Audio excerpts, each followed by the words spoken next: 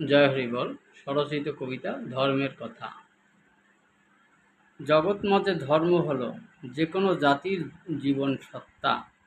তাই ধর্মের থাকতে হবে অবশ্যই সঠিক সারবত্তা।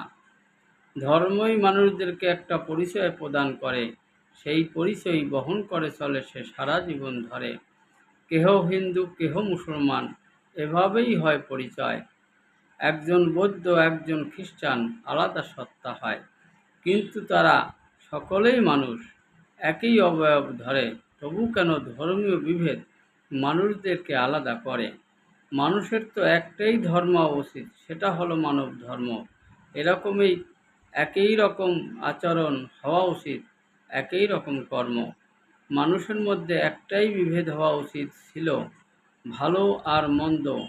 এই একটাই বিভেদ মানুষকে আলাদা করে দিল।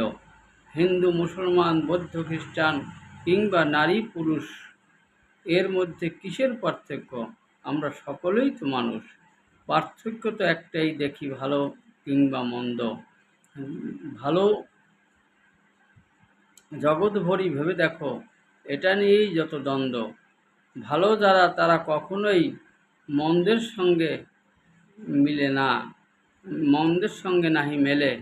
মন্দ যারা তারাও কিন্তু কখনোই না ভালোর সঙ্গে চলে। ধর্ম নিয়ে এই টানাটানি কখনোই করা উচিত নয়। মানুষ শুধু একটা জাতি, এটাই হোক পরিচয়। ধর্ম শুধু মানুষের জন্য মুক্তির পথটাই দেখাক, নীতি আর জ্ঞানের মাধ্যমে শুধু রীতিটা শেখাক। ধর্মের মধ্যে এমন নীতি থাক যাতে মানুষ মানব হয়, মানুষের পক্ষে মানব হওয়াটাই ধর্মেরই শেখায়। জয় হরি বল।